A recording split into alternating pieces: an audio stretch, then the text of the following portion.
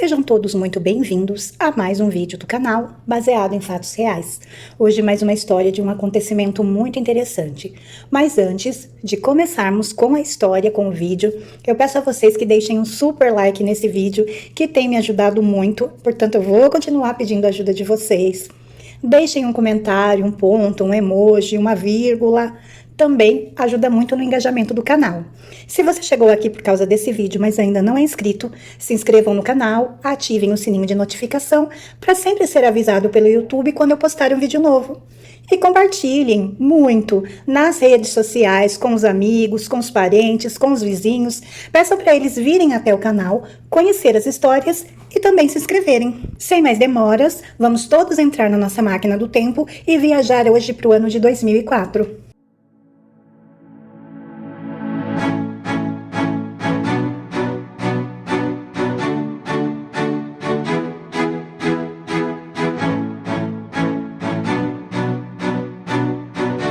Com certeza todos vocês conhecem um ditado que diz: um raio não cai duas vezes no mesmo lugar.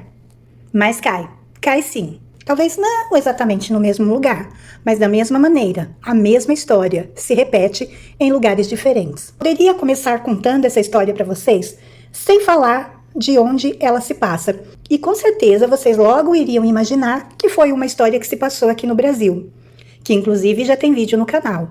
Porém não. Essa história se passa na Argentina, mas, gente, é muito parecido com a história que aconteceu no Brasil, com a história da Boate Kiss. Eu vou contar para vocês e vocês vão ficar abismados com as semelhanças e como nos revolta saber que, se conhecer essa história do que se passou na Argentina, com certeza poderia ter evitado o que aconteceu aqui no Brasil.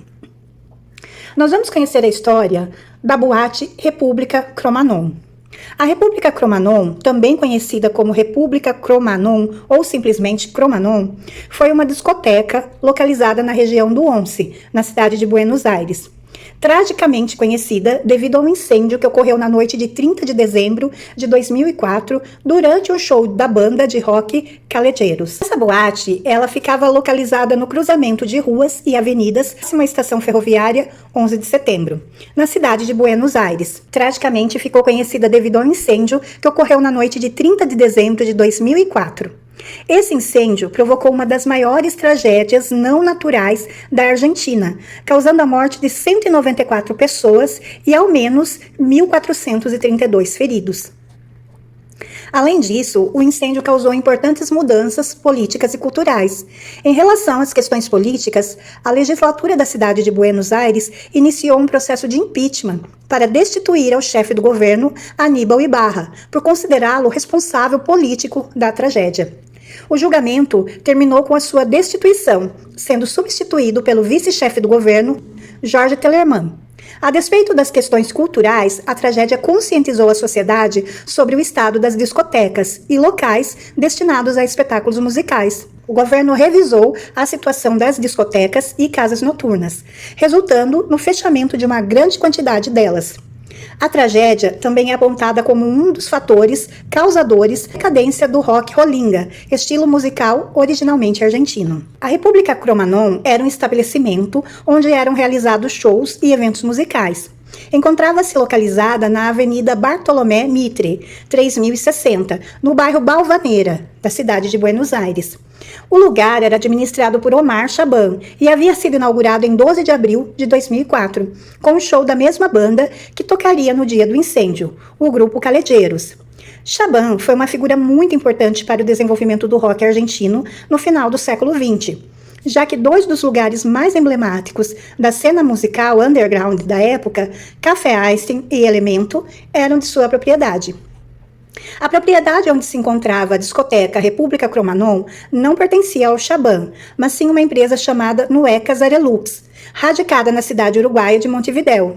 Devido a uma investigação da Inspeção Geral de Justiça, a pedido da juíza a cargo da causa, descobriu-se que essa empresa havia comprado esse prédio e também o edifício Central Park Hotel, localizado na rua Jean Jaures, 51. A empresa Nuevas Arelux foi criada em 4 de junho de 1997 e os sócios fundadores são Henri Luiz Vivas San Martín e Maria Dora Velásquez.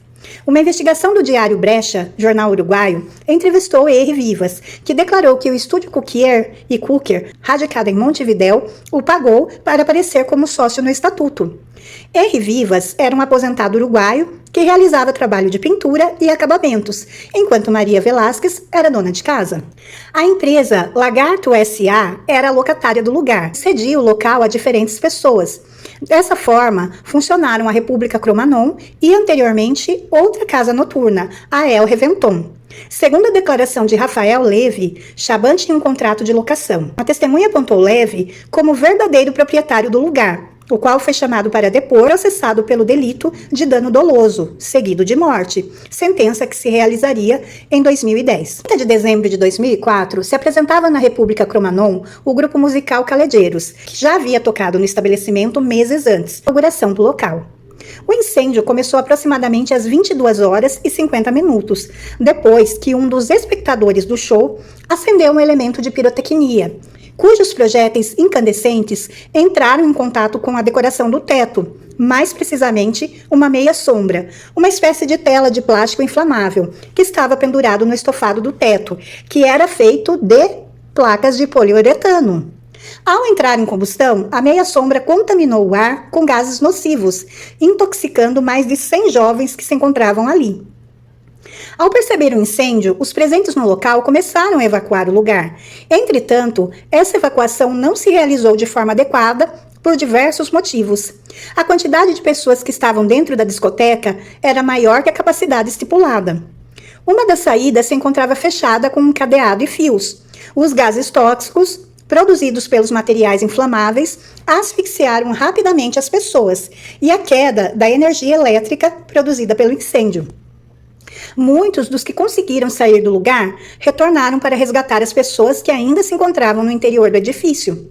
Apesar dos esforços, durante o incêndio e nos dias subsequentes à tragédia, morreram 194 pessoas e ao menos 1.432 ficaram feridas, inclusive familiares de integrantes da banda. Faleceram várias crianças e muitos meios de comunicação declararam que havia uma espécie de berçário ou creche para crianças, onde as mães deixavam seus filhos para assistirem ao show. Que esse berçário talvez fosse clandestino, porque ele ficava no banheiro feminino. Isso foi desmentido pelas testemunhas. Quase todas as mortes foram resultantes da inalação de diferentes gases, principalmente o monóxido de carbono e o ácido cianídrico. Durante a operação do socorro, participaram 46 ambulâncias encarregadas de transportar as vítimas até alguns dos 24 hospitais públicos ou 11 clínicas privadas. As pessoas contratadas pelos organizadores para efetuar os primeiros auxílios não contavam com o treinamento requerido, já que foram contratados outros profissionais para diminuir os custos. A espuma de poliuretano, ao entrar em combustão, gera cianuro de hidrogênio, ou ácido cianídrico, dióxido e monóxido de carbono. A meia sombra originou o dióxido e o monóxido de carbono, além de acroleína, aumentando a quantidade e gravidade da fumaça e derretendo em cima das pessoas que se encontravam no local do incêndio, provocando-lhes queimaduras. Segundo uma nota do Instituto Nacional de Tecnologia Industrial, o volume de ácido cianídrico com o local cheio alcançou as 255 ppm, sendo que o nível letal para rato de laboratório é de 150 a 220 ppm. O foco do incêndio começou na superfície de uns 20 ou 30 centímetros, mas expandiu rapidamente devido ao contato com o esfolamento. O material do teto começou a queimar e a liberar gases tóxicos. A temperatura alcançou os 400 graus e a combustão terminou somente quando havia consumido todo o material. Ao diminuir a temperatura, a fumaça tóxica começou a baixar e foi aspirada pelas pessoas. A fumaça, a altas temperaturas, produz edema pulmonar e obstrução das mucosas, dando uma capa impermeável de oxigênio, algo que afetou muitas das vítimas fatais do acidente. O local se encontrava autorizado para ditos espetáculos com uma capacidade de até 31 pessoas. Entretanto, a estimativa de público era bem maior que o permitido. Na sentença judicial, acredita-se que entraram ao menos 4.500 pessoas, local onde cabia 1.031, já que haviam sido vendidos as 3.500 entradas disponíveis e calcula-se que cerca de 1.000 pessoas entraram sem ingressos. Para agravar a situação, as saídas de emergências apresentavam irregularidades, o que dificultou a evacuação. O local contava com uma entrada principal, composta por 2 portões e uma saída de emergência, localizada à direita da entrada principal. Ambas davam para um hall, onde se encontravam as bilheterias e, desde ali, podia-se adentrar no salão principal, onde se encontrava o palco. No lado esquerdo do palco, havia uma saída alternativa que ligava o salão com a saída do estacionamento de um hotel vizinho, o qual pertencia aos mesmos donos da Cromanon. A saída de emergência encontrava-se obstruída por um cadeado e uma série de trancas e fios, algo que dificultou a evacuação.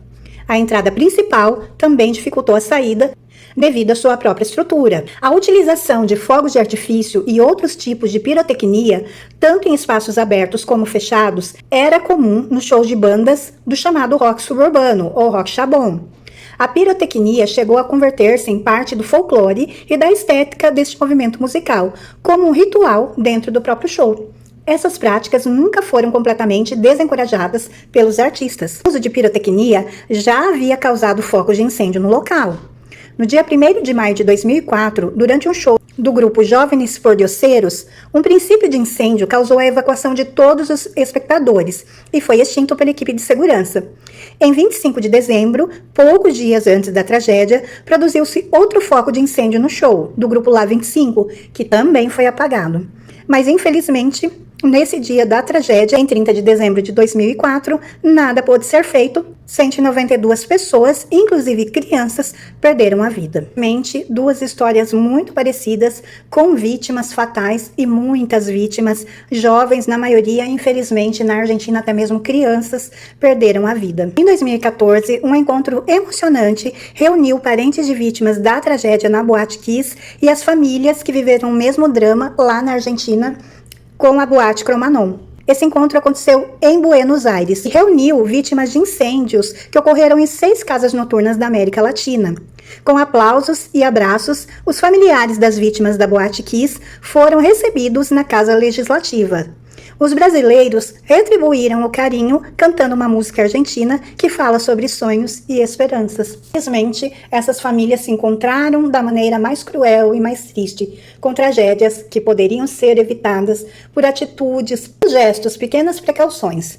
Mas, infelizmente, não aconteceram e esperamos que essas duas histórias, assim como outras, sirvam de lição e que boates cromanons ou boates kiss nunca mais entrem nos telejornais policiais. Que nunca mais nenhuma família chore seus filhos que apenas foram se divertir numa casa de shows.